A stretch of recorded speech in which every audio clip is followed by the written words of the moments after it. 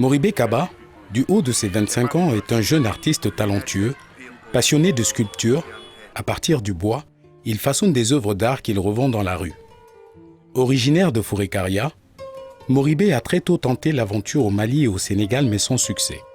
De retour en Guinée, il s'est vu rejeté par sa famille à cause de son addiction à la drogue et vit seul avec sa mère.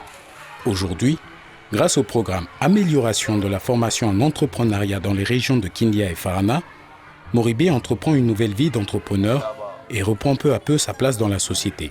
Grâce à la formation et au conseil de United Purpose, j'ai abandonné l'alcool et la drogue. Là-bas, j'ai appris la conduite de vie, l'épanouissement, le respect en soi-même et le respect des autres.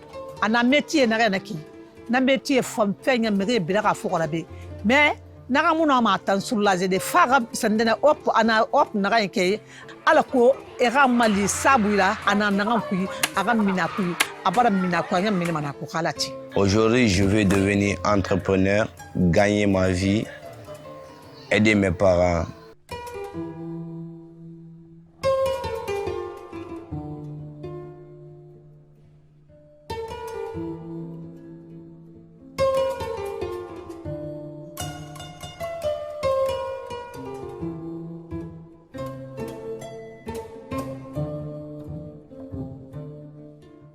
Le projet Amélioration de la formation en entrepreneuriat dans les régions de Kindia et Farana est un programme financé par la coopération allemande BMZ, GIZ et mis en œuvre par l'ONG United Purpose. Le ministère des Affaires étrangères de l'Allemagne a financé le projet intitulé Amélioration de l'entrepreneuriat et de l'emploi en Guinée. Ce projet a été financé et mise en œuvre par une ONG britannique appelée United Purpose.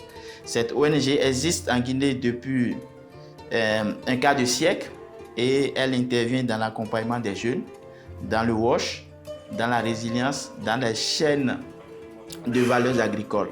L'objectif global de ce projet est de former 500 jeunes, dont 200 femmes et 20 migrants de retour.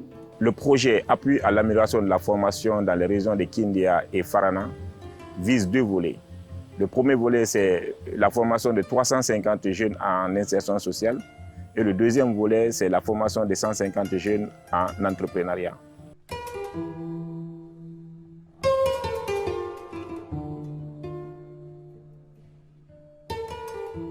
Le volet insertion consistait à former et insérer 398 jeunes, dont au moins 242 femmes, dans 6 corps de métier.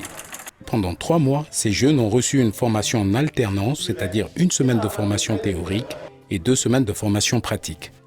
La formation théorique est principalement axée sur les compétences de vie ou savoir-être et sur l'alphabétisation.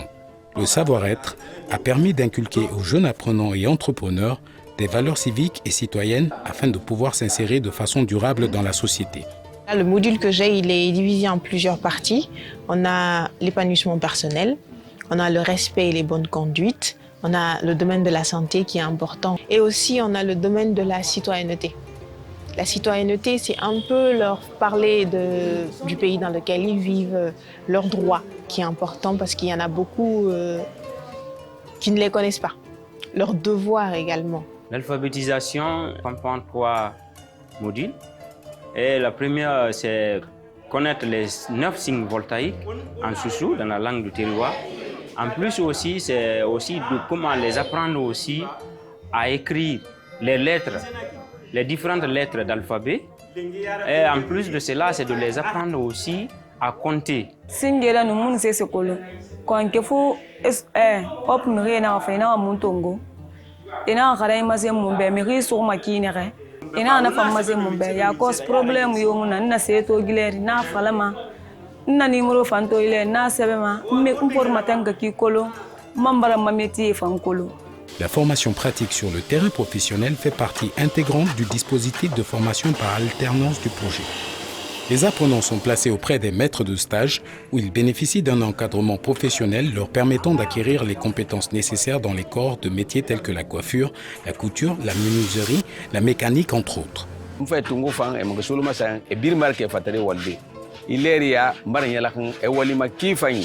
Nana kan falame be enana suguma nana kan falame be enana suguma e ma mena kan kambima e re mabima e no ko nettoyema fefen toro ena metrio motam fa ke métier tinkandene singe monu wa na minfi mais il est tout momuno mo mindesono e fena na bare e bara motongo e mo gani école là-bas ala ko mo gano mo métier tinkande e bara fana mettre burama atale.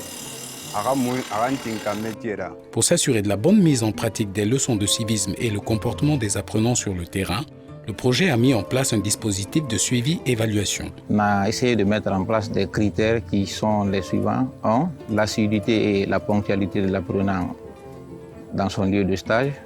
Deuxièmement, c'est sa motivation à apprendre le métier. Troisièmement, c'est le respect des consignes du travail. Quatrièmement, c'est le respect des normes d'hygiène et environnementale.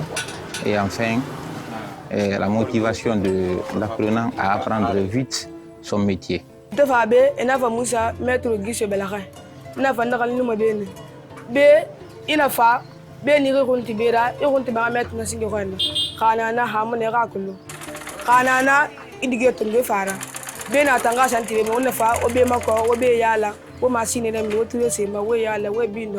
la fin de la formation, des attestations ont été remises aux apprenants afin de les encourager dans leur insertion professionnelle.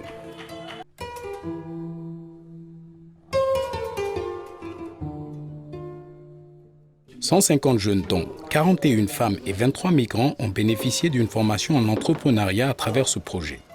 Ce volet a permis d'initier des jeunes en démarrage et établissement d'entreprise, mais aussi aider les jeunes entrepreneurs à améliorer la gestion de leur entreprise. Le module que je développe avec les entrepreneurs consiste à les aider à analyser et à développer leur activité. Donc à l'issue de ce programme, chaque entrepreneur doit pouvoir se présenter son activité, présenter l'objectif de son activité et justifier pourquoi son activité.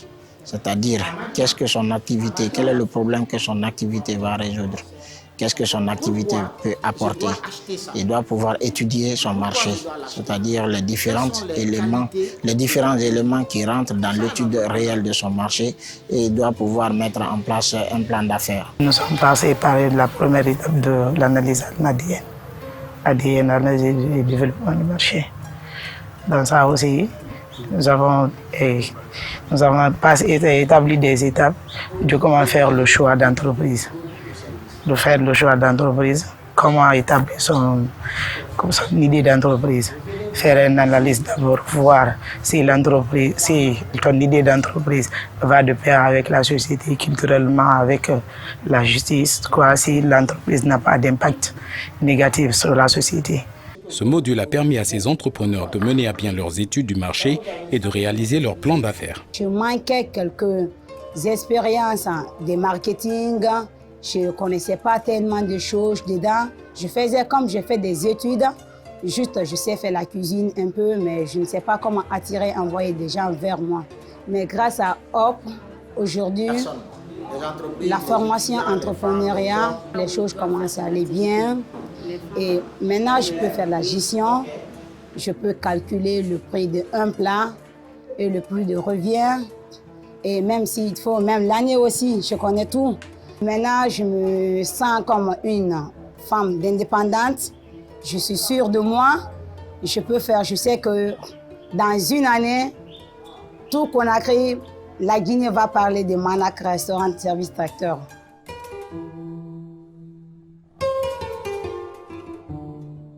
La première phase de ce projet a été une réussite. Elle a permis l'insertion de 375 jeunes, dont 229 femmes dans différents métiers à Forêt-Caria, Kindia, Télémélé et Farana.